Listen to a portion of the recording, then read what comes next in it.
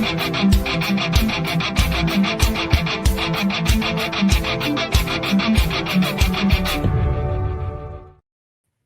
Antonio, buenas noches. Buenas noches. Oye, bueno, ya la mesa está servida. Ya te dejé eso ahí para que tú metas el remate y ganar el partido.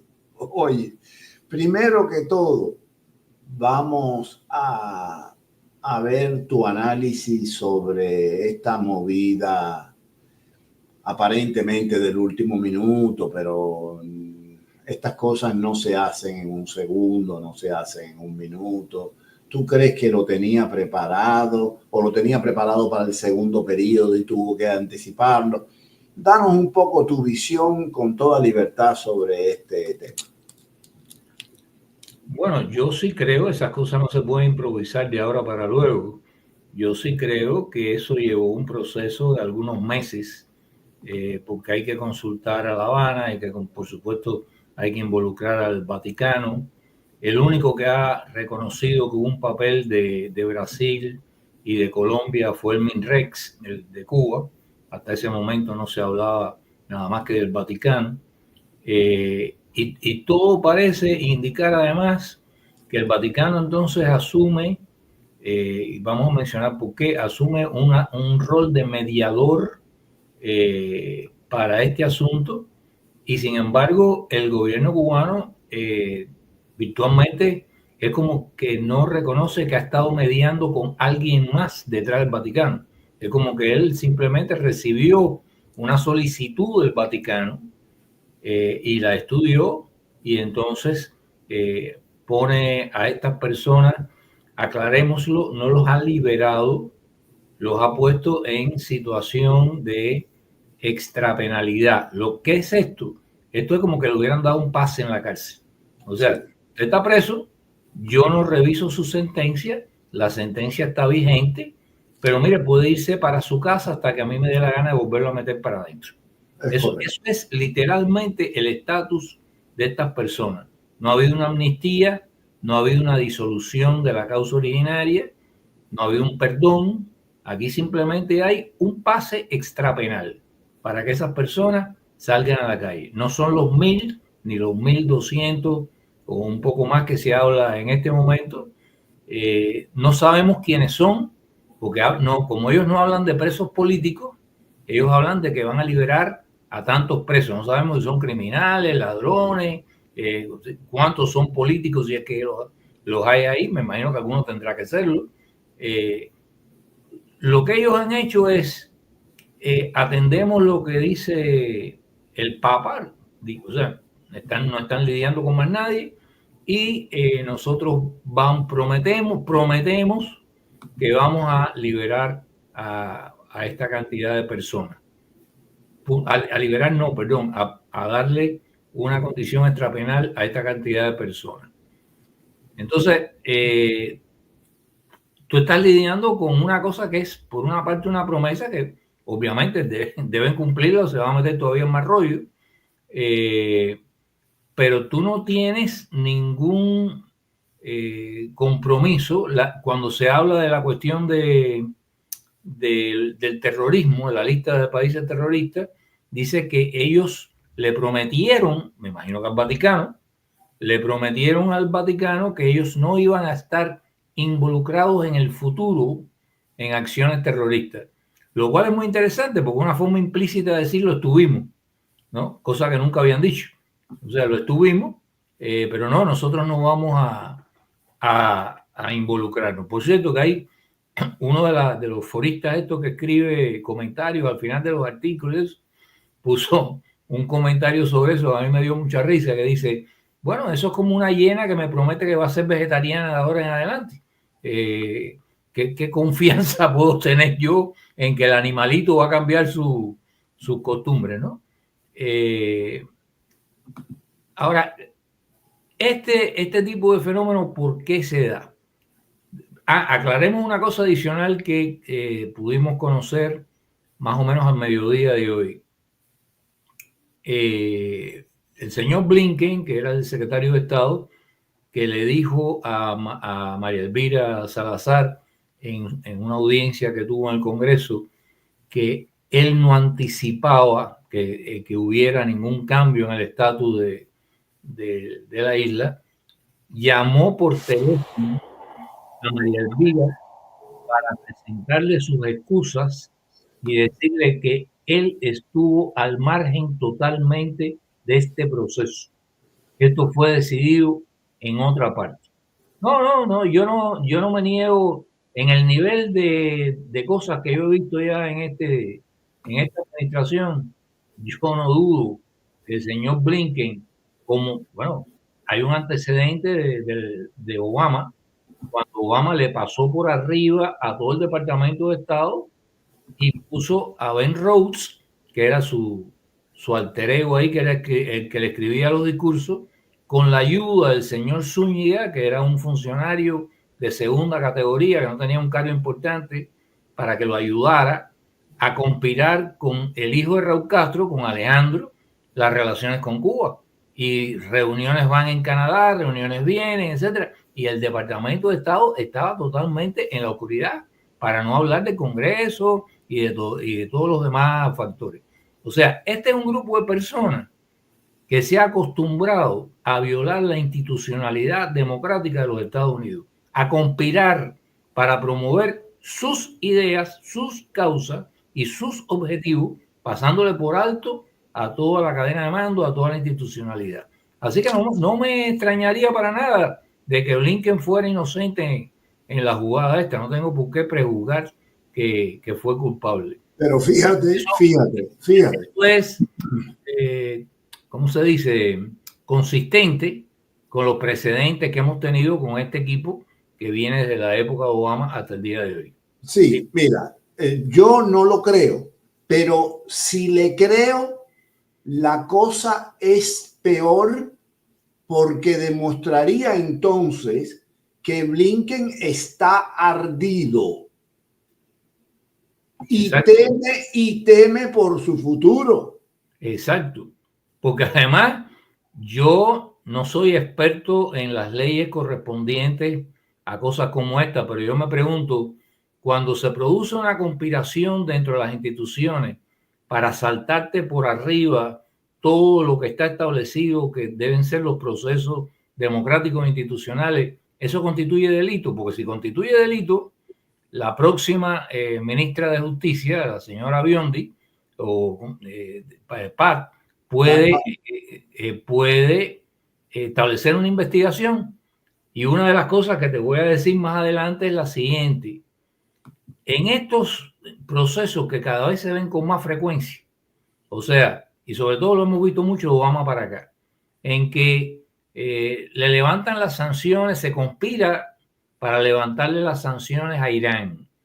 Y de pronto todas las investigaciones que tenía la DEA, la unidad especial que tenía la DEA para recoger todos los datos del narcotráfico y de las cosas que estaba haciendo Irán, las disuelven, le dan orden de silenciarse, cogen los archivos y los destruyen.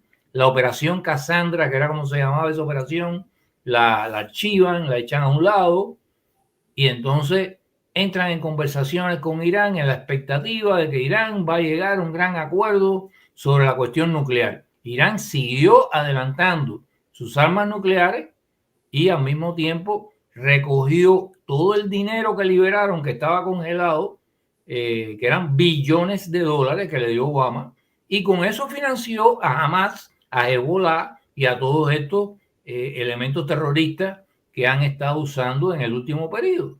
Entonces, ¿quién fue el responsable de eso? Bueno, dicen que había una persona del Consejo Nacional de Seguridad que los separaron, nunca lo metieron preso, nunca se aclaró cuál había sido su papel, pero lo separaron porque le retiraron las credenciales de seguridad porque tuvo que ver en estos procesos de influencia y de manejar la información de una forma tendenciosa.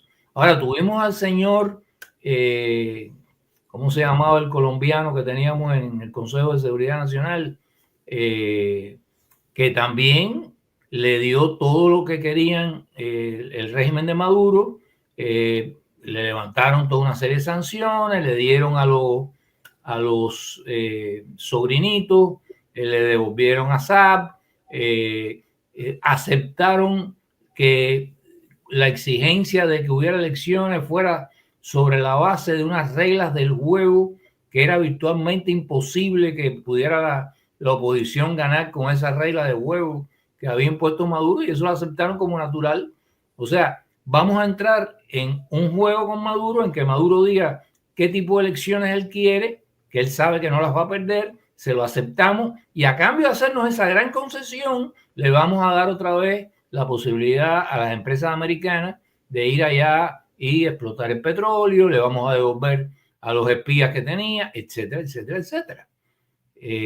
Bueno, eso le salió mal, porque increíblemente la oposición venezolana se las arregló para ganarle las elecciones y además demostrarlo, cosa que fue una cosa realmente excepcional y espectacular. Y ahora estamos en otra fase de ese proceso.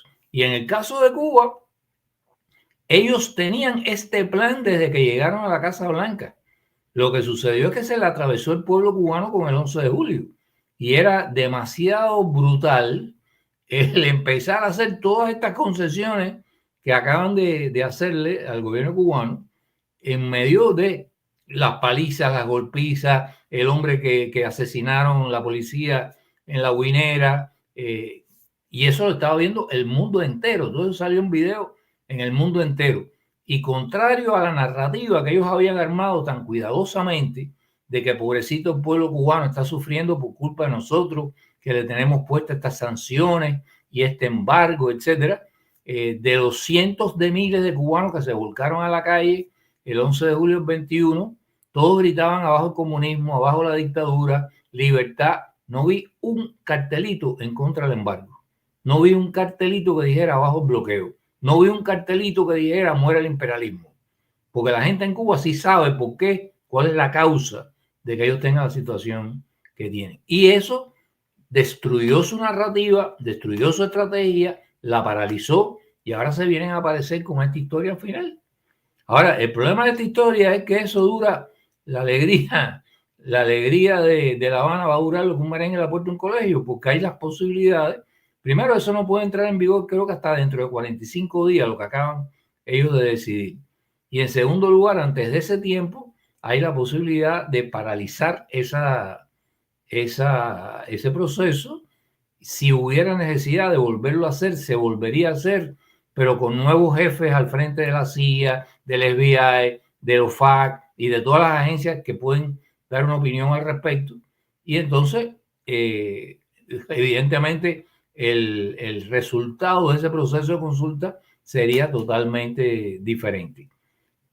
Bueno, lo acaba de decir Marco Rubio, o sea, en la audiencia que tuvo, y lo que es realmente sorprendente es que, no voy a decir que lo que hemos dicho nosotros en Cuba siglo XXI desde el año 22 para acá, sino de que ya las cosas que nosotros venimos investigando, encontrando los datos y publicando sobre Gaesa, ya es Voz Populi, lo publica el Miami Herald, lo publica el Wall Street Journal, ya se sabe que hay una oligarquía que se ha apropiado por un lado de las riquezas principales del país y por otro lado del poder, y que virtualmente es la que manda en ese país. Ellos son los que deciden quién es el presidente, ellos son los que deciden quién es el primer ministro, ellos son los que deciden quién va a constituir el buró político, y ellos son los que deciden a través también de la contrainteligencia y de todo ese aparato burocrático del partido quiénes van o no a ser diputados en la asamblea a nivel provincial, a nivel local, a nivel nacional. Entonces, esa oligarquía es la que controla Gaesa. Y Gaesa no es una institución del Estado cubano. La Gaesa tiene sus principales corporaciones, como es el caso de Cimex, registradas como sociedades anónimas en Panamá, o sea, una empresa extranjera, panameña, a la que no se la audita. Y entonces, sin embargo, todo el dinero que entra al Estado cubano hay que depositarlo por ley en el banco de Gaesa, que es el banco financiero. Y a partir de ahí, cuando venga una pandemia, como sucedió, el Ministerio de Salud Pública, que había recopilado una cantidad de miles de millones de dólares robados a los médicos, tiene que ir al banco financiero, tocar la puerta y decir, oye, mira, me hace falta 500 millones de dólares para comprar balones de oxígeno, porque no hay, la gente se está muriendo en los hospitales. Y le dicen tranquilamente que no puede ser, que no se le puede asignar esa cantidad. Dinero que trajeron a través de ellos. Y sin embargo, la gente se sigue muriendo y ese dinero, ¿a dónde va a parar? A las empresas de Gaesa, a invertirlo en hoteles 5 estrellas que también son propiedad de esta empresa. O sea, como dijo una vez un politólogo muy importante venezolano, hay países con mafias y hay mafias que tienen países. Cuba, cuando teníamos a MC, los hermanos La Guardia y todas aquellas operaciones que se convirtieron en un escándalo en el 89, era un país que tenía una mafia. Pero hoy hay una mafia que tiene el país entero controlado, que es Gaesa y la oligarquía esa que está de Raúl Castro y el clan, voy a decir no familia, sino clan, que es un conglomerado de familias y de gente próximo alrededor de ellos. Entonces, eso es lo que acaban a ese grupo nefasto, a ese grupo que se apoyan las bayonetas exclusivamente porque el país entero ha colapsado y lo único que le queda para estar en el poder son las bayonetas del Minin y la FARC. Ese es el grupo que sale beneficiado de estas concesiones y le dicen, les retiramos todas las sanciones, pueden hacer todos los negocios que quieran y además de eso, el capítulo 3 de la Helms-Burton, con el cual había expropietarios que le habían confiscado en Cuba sus propiedades sin compensación, estaban pleiteando contra Gaesa, que es la que se ha apropiado en esta época de todas esas propiedades para explotarlas, aeropuertos, hoteles, tierras en determinados lugares, etc.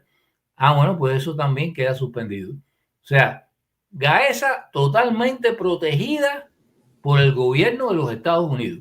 Ese grupo oligárquico protegido por el gobierno de Estados Unidos. Déjame hacer una aclaración.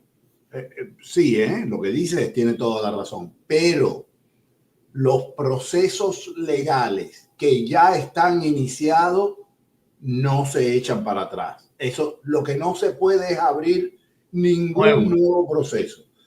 Claro, esto estaba en pañales, en realidad, si acaso, bueno, se hubo esa que le ganó a la compañía suiza, ¿te acuerdas? Sí. Una familia que le ganó, hubo alguna pequeña victoria, que es mejor que nada, pero ahora con esto se detiene. Vamos a ver qué pasa cuando Trump llegue. Adelante, Juan Antonio. Bueno, a lo que yo me refiero es que el decreto esta decisión que tomó a última hora el gobierno de Biden, más que un error, es una abominación. O sea, no obtiene la libertad incondicional de estas personas. No obtiene un cambio de las leyes por las cuales estas personas fueron a la cárcel.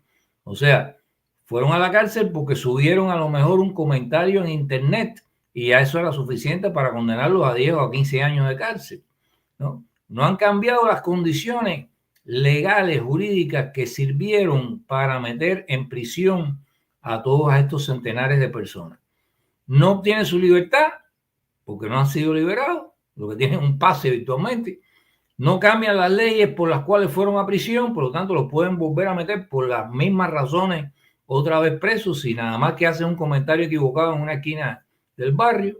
Y a cambio de eso, le han dado carretas y carretones a lo peor de la sociedad cubana en este momento, que es ese grupo mafioso que controla el país, que se ha apropiado del 70% de las riquezas nacionales y que se ha puesto además al margen de la ley cubana, no ya la internacional, la cubana, porque ya sabemos que el día que se le ocurrió a la Controladora General de la República, la señora Bejerano, reconocer que dentro de sus facultades no estaba la de auditar a Gaesa, no duró en el cargo una semana, enseguida la quitaron.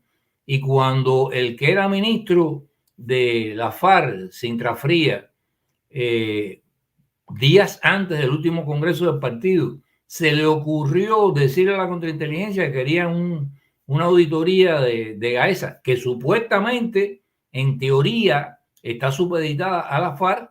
Quitaron al ministro de la FARC lo mandaron para su casa, no apareció en el Congreso, ya no fue miembro más del Comité Central ni del Buró Político, y pusieron entonces a este hombre que está ahí ahora, Miera. O sea, ese es un tema tabú, intocable, porque es el negocio de los Castro, y sobre todo la familia Raúl Castro. La otra familia, yo no sé cuánto habrá heredado, me imagino que bastante, por la parte del difunto padre, pero esto es un negocio de los Alejandro Castro, del Cangrejo, en fin, de Mariela, de toda esta gente, que a su vez están conectados con mafias internacionales, en Cantabria, en Italia y en otras partes. Cuando tú hablas de Calabria, estás hablando del esposo de Mariel. De Mariela Castro. Que fíjate, Calabria, para los que no están al tanto de estas cosas de las mafias, Calabria es la Sicilia de ayer. O sea, Calabria es hoy el paraíso de una de las peores mafias del mundo, que es la Angueta. Y casualidad, donde hay una brigada médica cubana, es en Calabria, a solicitud de un alcalde que debe estar vendido y controlado totalmente por la mafia. Entonces ellos se llenan la boca para decir, no, estamos en Italia. No, tú no estás en Italia, tú estás en Calabria, que eso es un territorio muy especial dentro de la situación italiana. ¿Y por qué? Porque hay una autoridad local, un alcalde que les hace los contratos. ¿Cómo se logró eso? Pregúntale al marido de Mariela. Sí, pagó los títulos, es verdad. Título de mafioso es lo que tiene. Óyeme, bueno, ya nos diste tu criterio sobre lo de Biden. Ahora, y repito, ¿no? Por lo menos mi pregunta era retórica, pero me interesan mucho los distintos tipos de contactos que puede haber entre bandos opuestos. Adelante. Mira, vamos a comenzar por lo más básico. O sea, cuando se habla de una transacción, a veces la gente dice una negociación. Cuando tú vas a un dealer a comprar un carro, tú vas a negociar el precio del carro, ¿no? Ellos tienen una cosa que tú necesitas ese carro, y tú tienes una cosa que ellos quieren, que es tu dinero. Y entonces ellos te ponen un precio y tú empiezas a negociar, bueno, a mí me haría falta estas condiciones de pago, etcétera. Y entras en ese tipo de transacciones. De una manera o de otra, esa es la realidad en cualquier intercambio que haya entre dos partes, que eso va desde el dealer del carro que te estoy poniendo como ejemplo, hasta dos contendientes en una guerra que necesitan ponerse de acuerdo en algo, ¿no? Bien sea el fin de la guerra, porque hay gente que dice, no, pero es que el fin de la guerra y vencimos, sí, pero es que hasta para firmar un armisticio necesitas hablar con la otra parte, sentarte en una mesita y empezar ahí a negociar. Que tú tengas toda la fortaleza del mundo y le digas, no, esto va de esta manera y no te hago ningún cambio de modificación a tu capitulación. Ok, perfecto. Pero tienes que sentarte en la mesita con el papelito, porque de lo contrario no hay constancia, ni hay acuerdo, ni hay nada. Esa es toda la gama esa de posibilidades. Ahora, en la conflictología se reconocen que hay tres modalidades de interlocución en un conflicto que puede ser de cualquier característica, un conflicto de interés en torno al valor de una vivienda o un conflicto bélico. Hay tres posibilidades de interlocución con la otra parte, que son la conversación, el diálogo y la negociación propiamente dicha. ¿Qué sucede? Que cuando los funcionarios que no son conflictólogos, que son, digamos, funcionarios que están tratando el tema, cuando los periodistas que están tratando de cubrir la noticia abordan estos asuntos, muchas veces barbarizan estos términos técnicos que reflejan realidades diferentes de la forma en que tú te conduces en tus límites y en tus posibilidades en uno de esos contextos.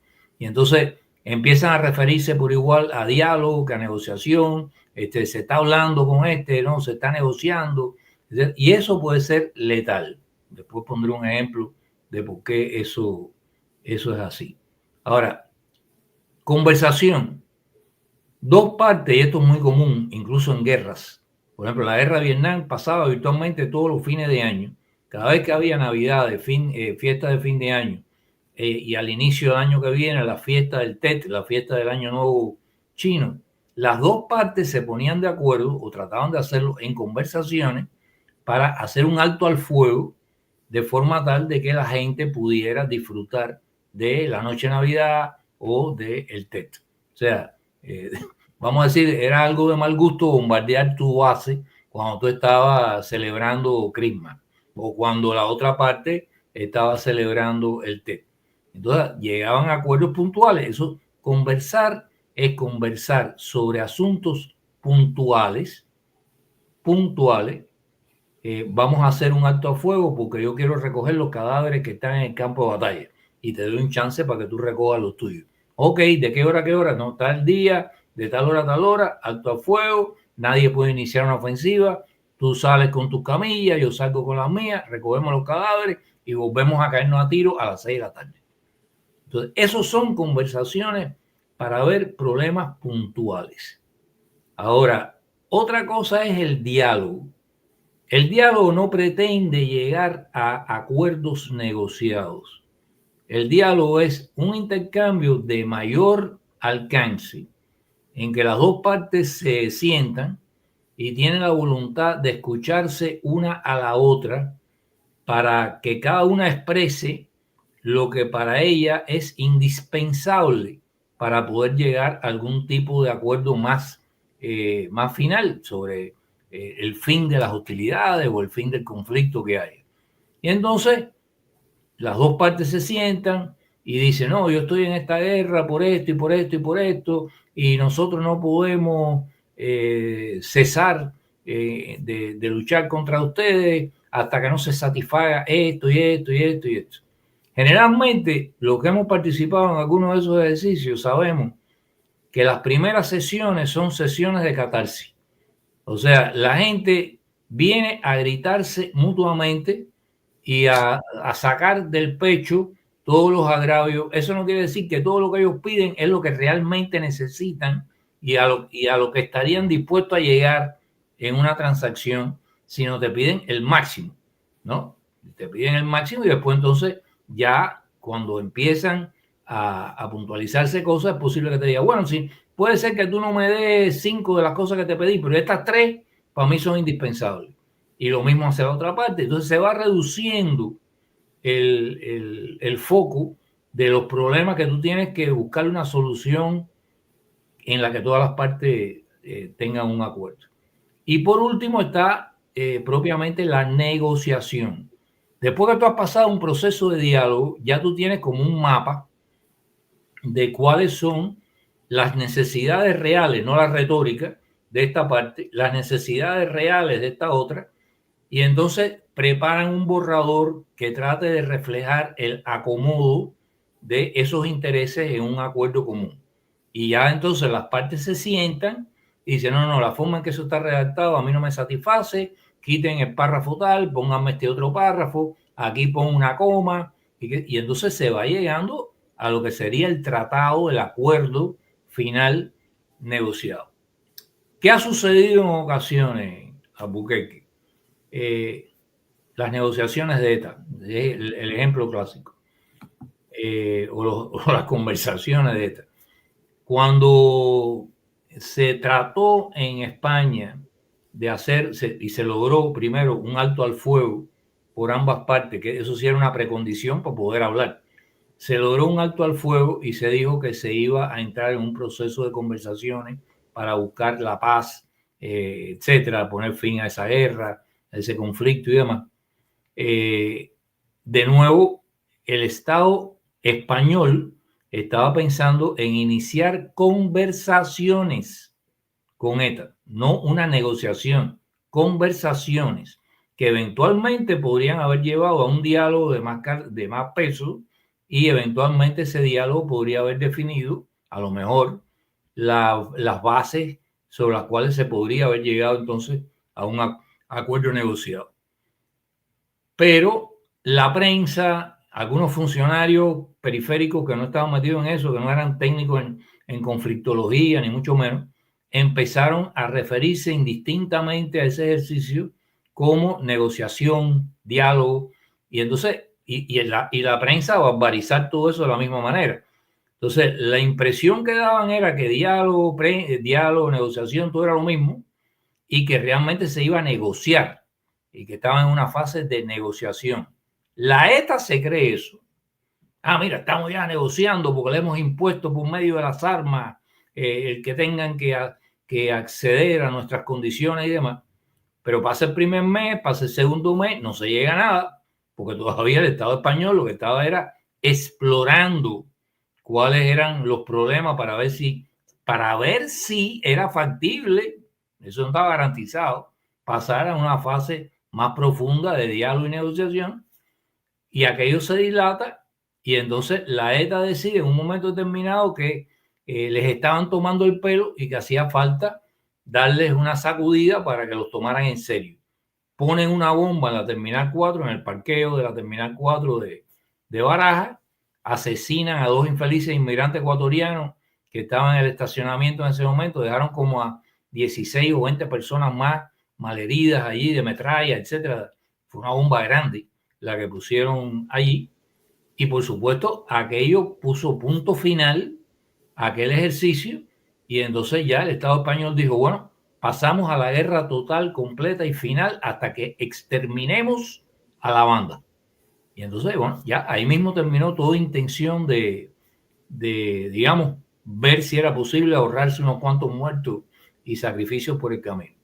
Ahora, una cuestión adicional, sobre todo cuando tratas, bueno, con gente como esta también, pero cuando tratas con estados como el cubano, como el ruso, uno tiene que saber cuál es la naturaleza de la otra parte. O sea, si tú vas a negociar con Suiza, tú sabes que los suizos son gente educada, que se comportan según ciertas normas predecibles, que respetan, digamos, en general la legislación nacional de ellos, internacional. O sea, tú tienes un conjunto de condiciones que te permiten tratar de igual a igual a esa contraparte tuya y saber más o menos predecir cuál va a ser el comportamiento de esa parte. Ahora, cuando tú tratas con criminales, cuando tú tratas con estados totalitarios, cuando tú tratas con narcoestados o con estados mafiosos como el Estado cubano, cuando tú tratas con Rusia, cuando tratas con Venezuela, cuando tratas con Irán, cuando tratas con Cuba, cuando tratas con Nicaragua,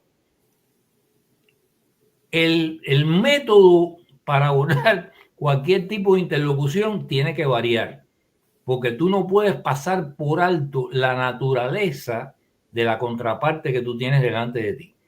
O sea, por ejemplo, en la época en que Al Capone, en medio de la ley seca, estaba contrabandeando whisky y haciendo todo tipo de desmanes y desataba guerras entre las distintas pandillas, asesinaba jueces, en fin, aquello era el caos.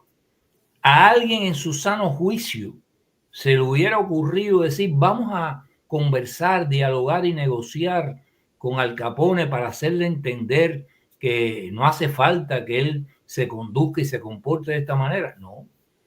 Ahí lo que hubo fue buscar a los famosos agentes aquellos del FBI y darle Elliot Ness. Elliot Ness, y darle la tarea de, mire, ustedes hagan lo que tengan que hacer y acaben con estos tipos. ¿Te das cuenta? Entonces, te pongo otro ejemplo. La gente esa que dice, no, yo no hablo, yo no, qué sé yo.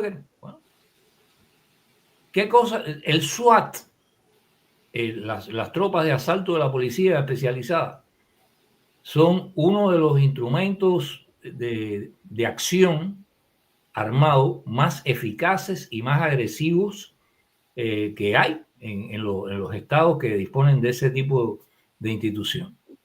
Si ahora aquí en Miami, del Dade County, llaman al SWAT y le dicen el banco, el Citibank, que está situado en el mall de no sé dónde. Hay unos asaltantes que están adentro, han tomado rehenes y hace falta que ustedes lleguen e intervengan ahí. Y va la policía, y va el SWAT. Lo primero que hacen es tomar todas las azoteas y todos los puntos donde un francotirador puede hacer blanco por una ventana, por algún lugar, en la gente que está metida dentro del banco, en los asaltantes. Tomar digamos, apuntar a las puertas, a las ventanas de salida, bloquear toda posibilidad de que los tipos se vayan. E inmediatamente entra en acción un interlocutor, un llamado negociador de la policía. Pero esa negociación no está basada en los manuales de Harvard. O sea, los manuales de Harvard te hablan de negociaciones entre seres normales. O sea, dice, lo mejor es tratar de situarse en los zapatos del adversario y tratar de buscar soluciones a los problemas en los cuales las dos partes ganen. Hay que ver qué cosas usted le puede dar para que la otra parte se sienta satisfecha. Estás tratando con un espécimen diferente, con un criminal. Esa gente no entiende de ganar, de las concesiones. Esa gente solamente entiende el lenguaje de la fuerza. Entonces, lo que le comunican, pues yo te digo, el manual de la policía de negociación no es el de Harvard, es un manual diferente. Entonces, lo que le comunican a los, en este caso hipotético, a los asaltantes es, miren, ustedes están rodeados, de aquí no hay salida. Si ustedes tocan el pelo de uno de los rehenes, asaltamos el lugar y esto termina en un baño de sangre, pero a todos ustedes los vamos a liquidar. Díganme cómo nos ponemos de acuerdo para ver cómo salimos de este entuerto, de esta situación, de una forma razonable. Bueno, y ahí empiezan negociaciones para acá, para allá, para ver qué cosa es lo que se puede hacer. El que haya visto la película de Al Pacino famosa aquella, Dog Day Afternoon, recordará cómo fue todo el proceso hasta que convencen al Pacino, que hacía de asaltante a un banco, de que acepte de que lo van a sacar en un avión, y en realidad cuando el tipo sale y está con el otro, tienen francotiradores y los neutralizan y los toman presos. Cuando tú vas a tratar con un régimen como el de Cuba, como el de Venezuela, tú tienes que hablar con el componente de la fuerza. Entonces, ha habido un periodo más o menos extenso de tiempo en que ciertas almas piadosas han tratado de omitir esa realidad, de que no, pero eso no es correcto. Bueno, yo no estoy aquí hablando con las escuelas pías ni con las carmelitas descalzas, yo estoy hablando con delincuentes. Y los delincuentes solamente entienden un idioma, que es el idioma de la fuerza. Si tú no tienes un componente de fuerza, es altamente probable, para usar los términos que nosotros usamos en nuestros análisis, es altamente probable que no te van a hacer caso y que no te van a hacer ninguna concesión. Pongo dos ejemplos. Cuando, seguramente tú te acuerdas de esto, cuando iba a salir Radio Martí, por primera vez, Fidel Castro estaba furioso, estaba histérico y mandó con los rusos a montar unas antenas de gran potencia de transmisión para dirigir interferencias radiales hacia Estados Unidos que interfiriesen las estaciones de radio e incluso algunas comunicaciones dentro del territorio de los Estados Unidos. Y hasta hicieron un experimento que llegó, yo creo que hasta Alaska. Fue una cosa salvaje en cuanto a la interferencia que impusieron. ¿Qué fue lo que hizo Ronald Reagan? Él no hizo una declaración pública. Él no dijo, mañana voy a mandar a la 82 División a lo transportar. No. Él cogió, creo que era Vernon Walters, y lo envió a La Habana y hizo una cosa que es el método más efectivo cuando tú quieres que te tomen en serio. Y es, tú no haces una declaración pública con una amenaza. Porque si tú haces eso, piensan que estás hablando para la gradería, que es un acto de propaganda, que es que tú quieres ganar galones y puntos haciéndote el que eres el bárbaro y que vas a doblegar a tu contrario. No, no.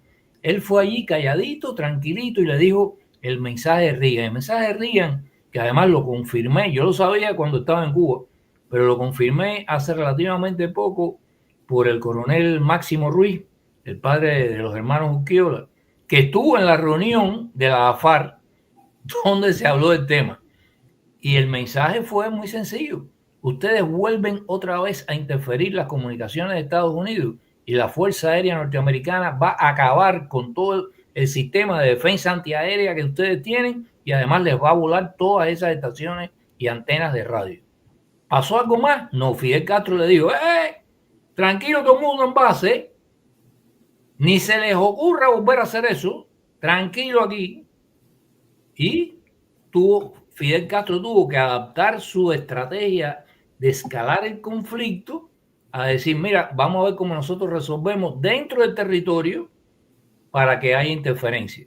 Y entonces tuvieron que optar por que aquello era costosísimo, unos helicópteros rusos de esos que cada hora que están en vuelo gastan una barbaridad de combustible, a los cuales le habían adaptado para que fueran los que transmitieran señales, interferencias, más unas antenas que tuvieron que poner y demás. Pero la idea de voy a salir como si fuera el ejército expedicionario de Angola, voy a intervenir a dar un golpe dentro de Estados Unidos, no, cuando el tipo le dijeron, oye, lo haces y terminaste forever, se acabó esta historia, enseguida se llamó a consejo. Esa es la manera en la que tú hablas, negocias, conversas con este tipo de personajes.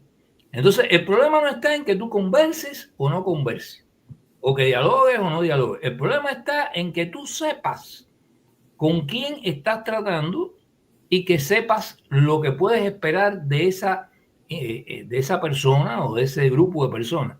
Y le hables el lenguaje que entienden, porque lo contrario es como que de aquí hubiera marciano y tú le hablaras en castellano. No te van a entender. Tú tienes que hablar el lenguaje de ellos. El lenguaje de ellos es, oye, si te equivocas, te pulverizo. ¿Está claro? Sí, bueno, chao. Se acabó. ¿Cuándo fue que hubo otro incidente parecido? Cuando estaba George Bush hijo en Irak. No, el hijo, no, el de padre sí, con el padre también hubo con lo de Panamá, Pero con George Bush hijo, acababa de empezar casi la guerra en Irak y en el otro lado, y de pronto empiezan a salir balseros y no sé cuánto de Cuba, y entonces parece que aquí alguien sonó la alarma y dijo, oye, parece que están preparando un éxodo para acá en medio de todo esto. Y también le mandaron un emisario a La Habana. O sea, siguieron el patrón de Reagan. Y el emisario le dijo, mire, nosotros estamos enfrascados en dos escenarios de guerra. Uno en Afganistán, otro en Irak.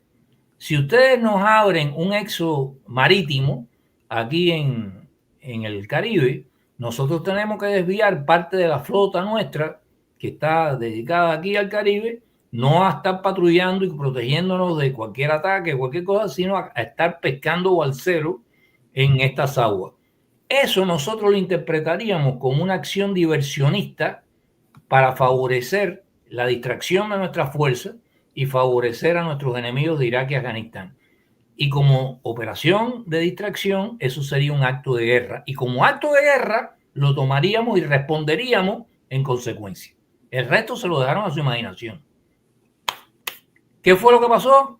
Los tres infelices que se iban en la lanchita de regla, que los cogieron y en menos de una semana estaban fusilados. Y entonces Pérez Roque se paró en la televisión y dijo que eso era un escarmiento para que quedara claro que ellos no estaban impulsando ningún éxodo. Oye, habían impulsado todos los éxodos anteriores, Camarioca, no sé qué. Y no, ahora en ese momento querían dejar bien clarito que ellos no tenían nada, que si era un tipo allá en un surfing de eso, ellos no tenían nada que ver con eso y que estaban aplicando reglas máximas para que a nadie se le ocurriera irse del país. Entonces, la cuenta la pagaron estos tres infelices, que virtualmente eso fue un asesinato extrajudicial. Eso fue una cosa bárbara. Ni la familia pudo verlos antes de que los ejecutaran con fusilamiento. Entonces, ahí de nuevo tú tienes de que si cuando tú tienes una situación con este tipo de enemigo, tú tienes que saber hablarle el idioma en que ellos entienden y saberle comunicar de forma eficaz que las consecuencias que pueden desatar de una acción de ese tipo loca de las que a ellos se le ocurren son de tal magnitud que posiblemente ellos mismos dejen de existir. Entonces, hay veces que uno escribe estas cosas o uno hace un video como ese al que tú se refieres, yo lo entiendo, y entonces hay mucha gente que no es un problema de ignorancia, es un problema emocional, o sea, sobre todo si tú has sido víctima del engendro ese en La Habana, o te han fusilado un familiar, o tienes un familiar preso, tú mismo has sido víctima de ello, nada más que ves en el título la palabra negociación y ya das un salto, no lees más nada, leíste el título y te pones a opinar y a decir que hasta cuándo va a haber gente diciendo, coño, léete lo que dice el artículo y te darás cuenta que no está tan lejos de lo que tú precisamente estás pensando, de lo que tú reaccionas. Pero ese es el tipo, de nuevo, de cosas que es importante tener presente, porque yo creo que si vamos a ver un cambio fundamental en el paradigma de política exterior de los Estados Unidos en los próximos años, es que todo lo que era impensable, todo lo que tú no podías ni hablar de eso porque era pecado mortal, sí, se va a convertir en pensable, discutible y realizable. Mira, en ciencias políticas hay una cosa que la descubrió una persona que se llama, era de apellido, murió ya, era de apellido Overton, Over y Ton sin la E al final, o sea, T-O-N, Over con B corta, Ton. Y le llaman la ventana de Overton. ¿Qué cosa es la ventana de Overton? La ventana de Overton es, en un momento dado, el espectro de opiniones que se consideran razonables y debatibles de forma normal en la sociedad. O sea, ningún político por promover una cosa de esa, sea de izquierda o de derecha, pero dentro de esa ventana, nada de lo que tú propongas te va a costar el puesto. Nada de lo que tú propongas te va a crear grandes dificultades. Si te sales de esa ventana y propones soluciones más radicales, sea de un lado o del otro, del espectro, entonces sí, ya eres un extremista, la ultraderecha, la ultraizquierda, no sé cuánto, y entonces ya te conviertes en una persona que todos los medios y todos los académicos dicen, no, eso no se debe discutir, eso no se debe tener en cuenta. Lo interesante que está pasando es que cada cierto tiempo esa ventana se ajusta, se achica o se expande. En este momento estamos en un momento de expansión de esa ventana. Y cosas de las que no se podía hablar, como es el cambio de régimen, la política de cambio de régimen, como es el problema del papel de la violencia para poder, o de la fuerza para poder negociar, son cosas que ahora están entrando de nuevo en el debate político ya como mainstream, ya no es una opinión extrema de un loco, que no, sino como parte del lenguaje de lo que se considera, digamos, racional y aceptable. Y estas cosas las vamos a ver. O sea, cuando, por ejemplo, en la comparecencia de confirmación de hoy, Marco Rubio dice, el sistema internacional que heredamos de la Segunda Guerra Mundial es obsoleto. ¿De qué te está hablando? Te está hablando de todo. Te está hablando de Naciones Unidas, te está hablando de la OEA, te está hablando de los organismos internacionales financieros. Te está diciendo, todo eso hay que revisarlo y hay que rediseñarlo y hay que hacerlo eficaz. Porque ¿para qué yo quiero unas Naciones Unidas que a la hora de sacar un dictador del poder, como es el caso de Maduro, no puedes hacer nada? ¿Para qué yo quiero una resolución magnífica en papel? Yo participé incluso, no por eso es magnífico, pero yo participé en el grupo de redacción, que es la responsabilidad de proteger el derecho que tiene la comunidad internacional a intervenir cuando un país, el Estado, no se convierte en el villano frente a su propia población y demás. Si la aprobación de una intervención humanitaria tiene que ser aprobada en el Consejo de Seguridad. Y en el Consejo de Seguridad están los chinos y están los rusos para garantizar que nunca eso lo vas a poder usar contra uno de los amiguitos de ellos. O sea, aquí hay cosas que va a haber que revisar y entonces va a haber que de nuevo establecer, bueno, a lo mejor el sistema de la responsabilidad de proteger, por ejemplo, no puede ser aplicado a través de los esquemas de Naciones Unidas del Consejo de Seguridad. A lo mejor tiene que ser una coalición de países que estén dispuestos a ponerle fin a una dictadura sangrienta como la de Maduro, la de Cuba, la de Nicaragua. Y entonces se van a tener que crear nuevas articulaciones, nuevas instituciones y nuevas legitimaciones de todas esas cosas en determinada, digamos, literatura oficial de tratados y convenios y demás. Pero de nuevo, estamos en una etapa de no simplemente Donald Trump, es una etapa en que estamos transitando de una forma en que se ha visto hasta ahora el mundo, otra porque la manera en que se venían manejando los problemas mundiales han entrado en crisis. Y han entrado en crisis no solamente porque aquí hay ahora un gobierno republicano de Trump, ha entrado en crisis en Europa con el rollo de la migración, ha entrado en crisis por muchas circunstancias en muchos lugares y donde las fórmulas liberales tradicionales de que qué buenos somos, vamos a recibir a todos, no funcionan. No funcionan, no porque ahora seamos unos depravados, malvados, que no queremos ayudar a las personas, sino porque en la práctica se han dado cuenta de que ningún país, por rico que sea, puede aceptar una inmigración masiva ilimitada. Y porque además de eso, se han dado cuenta de que dentro no es que cada uno de esos inmigrantes sea un terrorista, pero si dentro de cada 1000 inmigrantes hay un terrorista, cuando tú sumas los millones que han pasado la frontera del mar Mediterráneo para Europa, tienes un problema y lo has visto en más de una oportunidad. Entonces, todas esas cosas, de nuevo, tienen que ver con negociación, diálogo. O sea, ¿cómo podemos hacerle frente a eso para tratar de evitar tener que hacer uso? Pero cuando digo tratar de evitar, no quiero decir no podemos tocar las armas, no podemos, hay veces que a ti no te queda más remedio que imponer tu posición, porque de lo contrario, tus enemigos sí no tienen ningún escrúpulo en acabar contigo con el terrorismo, con la bomba.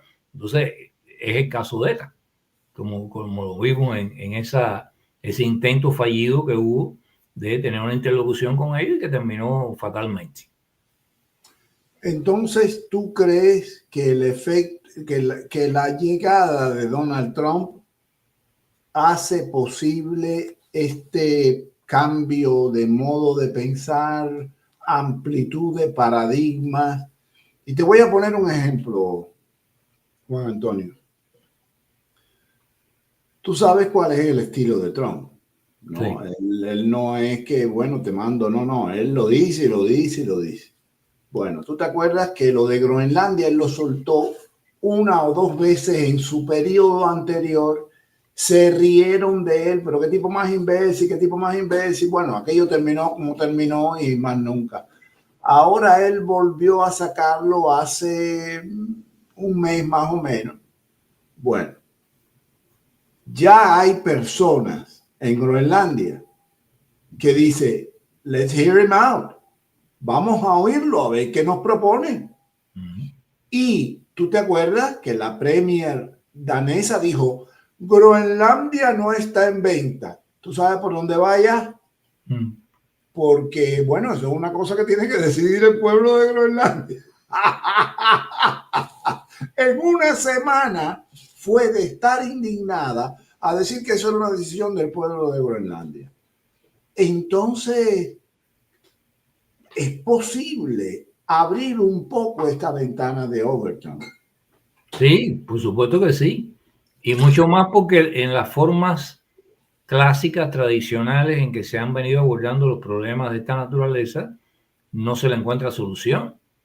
Y los problemas se van acumulando y se van agravando o van empeorando. Entonces uno tiene que replantearse las cosas y decir, bueno, vamos a ver, por ejemplo, el cambio de régimen. Yo llevo 5 años diciendo el problema cubano no se resuelve sin un cambio de régimen. Y cada vez que digo eso, hay gente que se trepa por las paredes. Está pidiendo la 82 división aerotransportable. No, no, no. Yo no estoy excluyendo la 82 división aerotransportable. La 82 no, manda la 25, manda la 25. Pero no estoy pidiéndola. El problema es el siguiente. Vamos a hablar en propiedad. En propiedad. ¿Qué cosa es un régimen? Un régimen no es el gobierno. No es Díaz-Canel y sus ministros. No, el gobierno es el gobierno y el régimen es el conjunto de instituciones, leyes, regulaciones que es administrado por ese gobierno. Y eso es válido en cualquier país. Exacto. Y ese régimen ha colapsado. No hay ni que tumbarlo, ya colapsó. Por eso que no hay agua, por eso que no hay electricidad. Por eso... Entonces, si ese régimen no es sustituido por otro régimen, vas a tener éxodos masivos porque nadie se va a morir de hambre en su país, etcétera, etcétera, etcétera. O sea, si el propósito de la política, pragmáticamente hablando, si el propósito de la política norteamericana, como me dijo a mí un ayudante de Obama, es la estabilidad en Cuba, eso es lo único que les preocupaba, la estabilidad, la democracia y los derechos humanos, eso era secundario, la estabilidad. Bueno, pues resulta que si tú ayudas al régimen a seguirse sosteniendo, no logras estabilidad porque ese régimen es insostenible.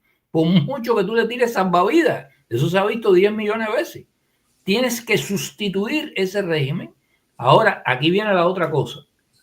El cambio de régimen es responsabilidad de Estados Unidos. Bueno, si Estados Unidos decide en un momento determinado que hay un lugar en el mundo X, donde no le queda más remedio que entrar y eso, es posible que sea responsabilidad de Estados Unidos.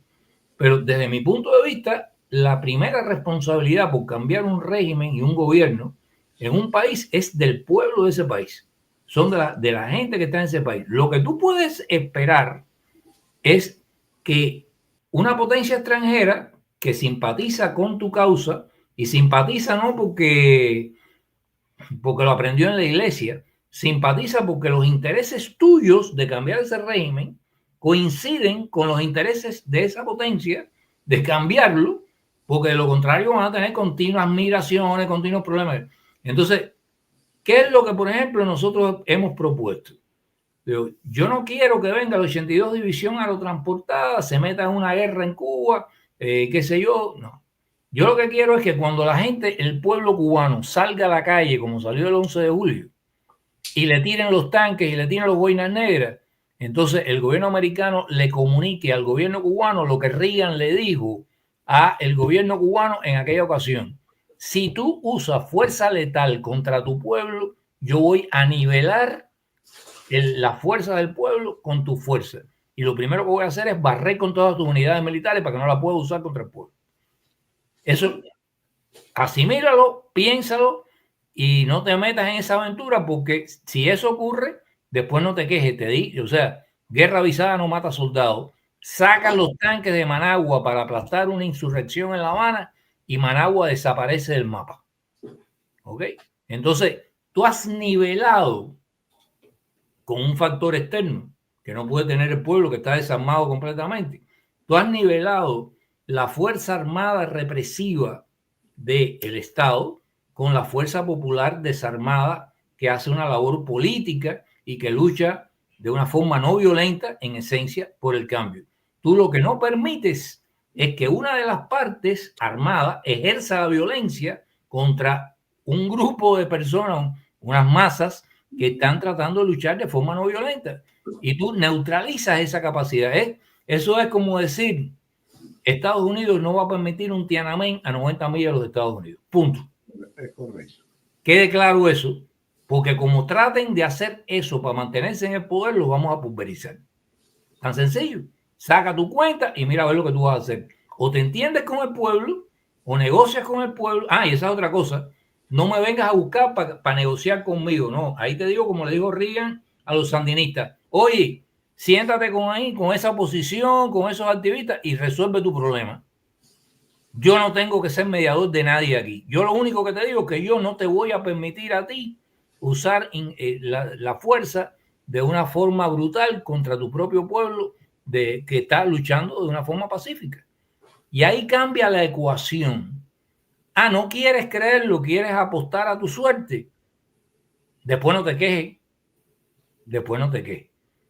Y ahí tú no has intervenido con tropas terrestres, tú no te has metido en una guerra sin fin, porque esa es otra cosa. Cada vez, hoy mismo yo estaba en un almuerzo en que había no era cubano, era argentino, que decía, hablando de Venezuela, una invasión extranjera, eso es, y yo lo miraba así, yo decía, pero, y ese es un profesor, y yo decía, pero este hombre, ¿de dónde saca?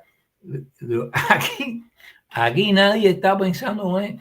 Aquí la gente cuando habla del uso de la fuerza militar, lo que tiene en mente son las películas de Normandía.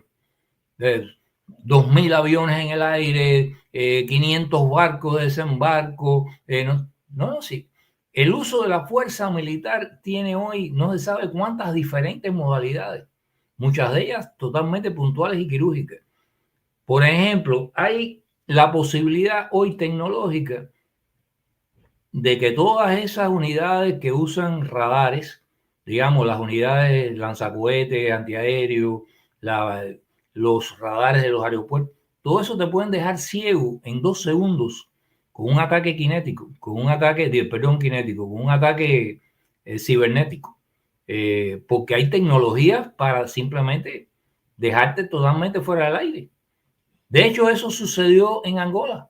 En un momento determinado, las fuerzas surafricanas, las fuerzas que estaban peleando junto con Sudáfrica, Golden Roberto, la dejaron sin la posibilidad de recibir datos de los satélites de la ubicación de las tropas cubanas, porque simplemente los americanos le negaron el uso de los satélites para ese fin a los surafricanos, porque bueno, había en ese momento un boicot general virtualmente a Sudáfrica, y lo dejaron ciegos en medio del campo de batalla.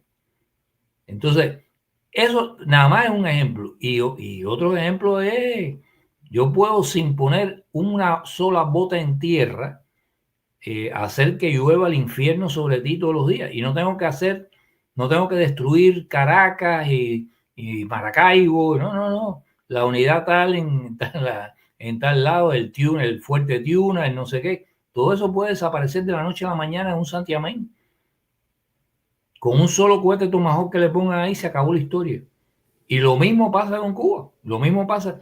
O sea, el poderío, la gente no tiene idea de que han pasado varias generaciones de adelantos tecnológicos en la esfera militar norteamericana.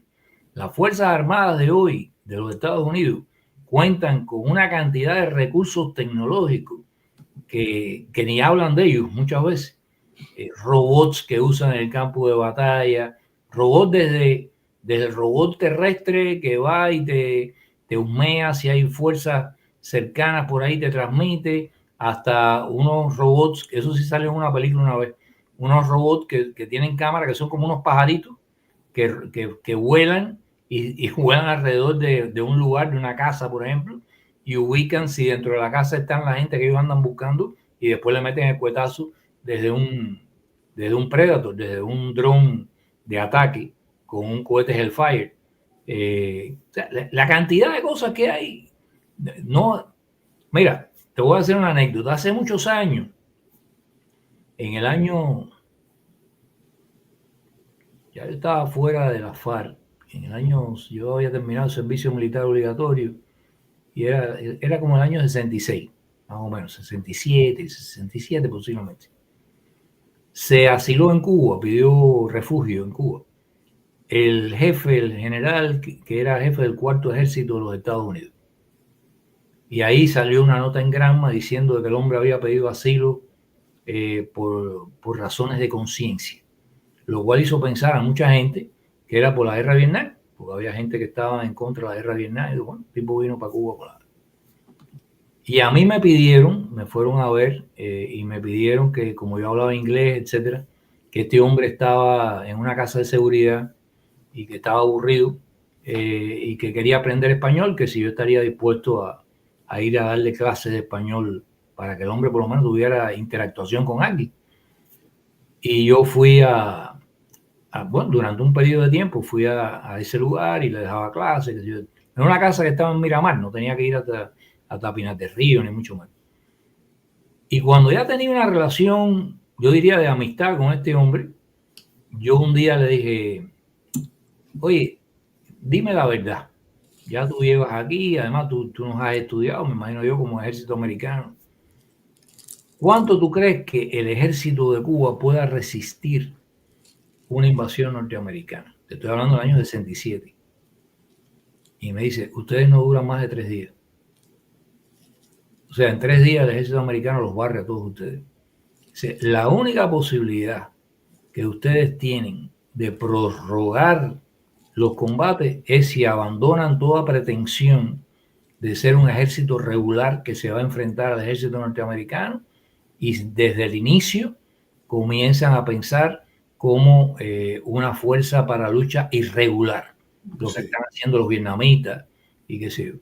De lo contrario, te aseguro que aquí vaya a destruir todas las bases, tomar la capital, todo eso es un paseo para la fuerza norteamericana. Yo al principio me quedé, era jovencito, ¿no? Y aquello me resultó, a pesar de que venía una persona que ya tenía, con la cual ya teníamos cierto rapport, me resultó un poco ofensivo. Pero en la medida en que el tiempo pasó, lo comprobé. Digo, es que a la gente humilde, quiero decir, al pueblo llano, nos meten en la cabeza la invencibilidad del pueblo y de no sé cuánto. Oye, las guerras son guerras y la tecnología es esencial en una guerra. Y entonces un enemigo, yo una vez cuando estábamos, yo estaba en Canadá, o sea, fue mi primer punto en que me exilié para allá. Yo estaba en Canadá, se estaba preparando la conferencia mundial, la Asamblea General, mejor dicho, la Asamblea General Especial de Naciones Unidas para discutir y aprobar la llamada resolución de proteger. O sea, el derecho a la intervención humanitaria para proteger una población que viva como en las condiciones en las que están viviendo Venezuela o Cuba. Y yo era en ese momento director para América Latina de una ONG internacional de derechos humanos radicada en Canadá, Human Rights Internet se llamaba.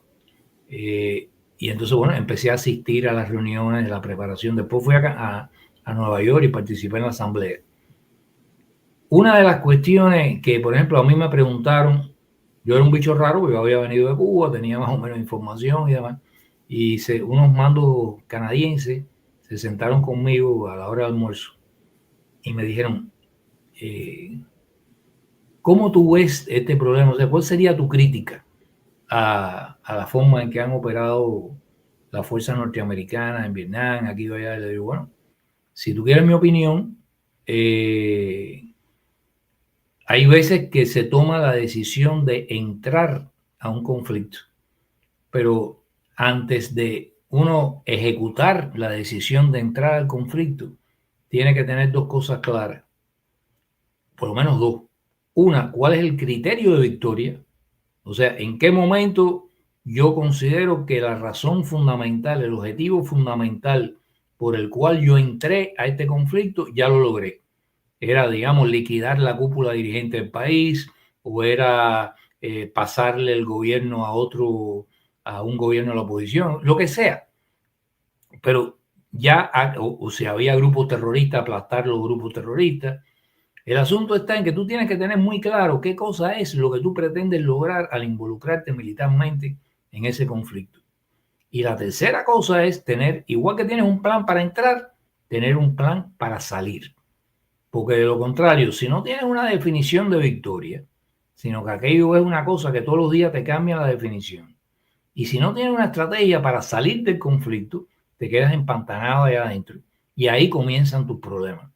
Porque por supuesto, si te quedas a luchar contra un movimiento de resistencia irregular en un territorio que tú no conoces, que tú no controlas, pues a la larga eso te va a producir un desgaste y vas a perder la oportunidad de haber declarado victoria. Y al final te vas a tener que ir sin que quede claro si alguna vez ganaste ese conflicto. Sí. Yo creo que de estas cosas en Irak, en Afganistán ahora han aprendido también de que el problema no es irse por irse, que hay que saber irse. O sea, te digo, repito, hay que tener un plan de retirada. Un plan de retirada no es salir corriendo. Un plan de retirada es cómo tú organizas una retirada digna y dejas algo detrás que tú dices, valió la pena por lo que yo estuve combatiendo. Y esas son las cosas que van a ser cada vez más discutidas dentro de esta nueva ventana Overton. Y cada vez va a ser menos pecaminoso hablar de ellas, como lo era hasta hace un par de años, en que uno mencionaba estas cosas, era como que ni siquiera se podía hablar del tema, porque eso era como, ¿qué es lo que tú quieres? Facilitar guerras. ¿No? Yo lo que quiero es salir de los tipos que las generan y de los tipos que generan las violaciones de derechos humanos y demás. Ok, bueno, mira, yo creo que está clara la cosa. A mí me atrajo aquel video que vi tuyo hace unas 2 semanas y quería compartirlo aquí con todos los amigos, porque te repito, Juan Antonio, no solo es, tú puedes ser que decidas que con esa gente ni siquiera se conversa, pero ¿por qué? Hay que saber por qué. Bueno, mira, ¿por qué? Porque ellos son unos matreros, porque tú decías al principio una cosa muy importante. Una cosa muy importante. La conversación existe cuando tú tienes algo que el otro quiere y el otro tiene algo que tú deseas. Mientras nosotros no seamos capaces de llegar a cualquier tipo de diálogo, porque el diálogo puede ser entre nosotros y los Estados Unidos, para que haga eso mismo que tú dijiste. Mira, Estados Unidos no va a invadir, simplemente le va a decir que si masacra al pueblo, los van a desaparecer. Eso significa un cambio del paradigma americano. Así es. Un cambio sustancial y es a juicio nuestro un pasito de medio centímetro. Pero para eso tiene que ocurrir por parte nuestra llevar a los altos estamentos del poder aquí, y no estoy hablando de Trump y Obama, estoy hablando mucho más para arriba, al convencimiento de que time is up for the junta. La junta se tiene que ir porque mira, ya no me da, cada 5 años es una jodedera, cada 5 años es un... Y entonces se ponen a gritar, dale un guantazo que nada puede ser peor que esto y para el carajo. Para llegar a ese convencimiento, ahí es la función que tenemos que hacer nosotros, con humildad, con tesón, todos los días martillando para que el poder de este país comprenda, no que está de la parte equivocada de la historia. La gente que gobierna no le interesa la historia, pero le interesa quedar bien con quien tienen que quedar bien. Claro. ¿Y cómo quedan bien? Cuando le garantizan la estabilidad a sus amos. Oye, y que me perdone la gente, pero hay que hablar así. Entonces tenemos que llevarlos a ese convencimiento. Esa yo creo que es la tarea fundamental de nosotros. Mira, hay una cosa que tú tocaste, acabas de tocar ahí. Yo creo que alguna vez yo hablé de esto en un programa tuyo, pero bueno, por si acaso lo vuelvo a decir. Mi experiencia como diplomático. Tú no logras movilizar a nadie. No me gusta hablar en términos de nadie, quizás 1 o 2 países, escandinavos a lo mejor, pero tú no logras movilizar la solidaridad efectiva de otros países, de otros gobiernos, sobre la base del discurso de lo terrible que son las violaciones a derechos humanos que tú estás sufriendo. Lo que más sucede es que las personas sienten empatía por ti o lástima, te dan unas palmaditas en la espalda y te dice, mira, Juan Antonio, yo en mi próximo discurso que yo tenga una oportunidad, yo voy a denunciar eso que tú me dices y voy a hablar de eso. A lo mejor tratan de iniciar alguna resolución en alguna comisión de Naciones Unidas, etc.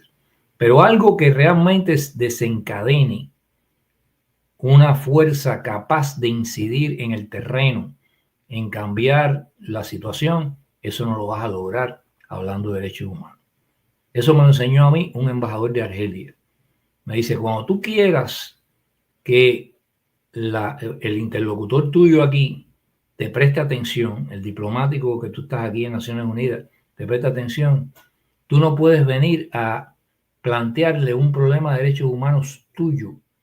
Tú tienes que plantearle un problema que tú tienes y que lo afecta a él también, a la seguridad de su país.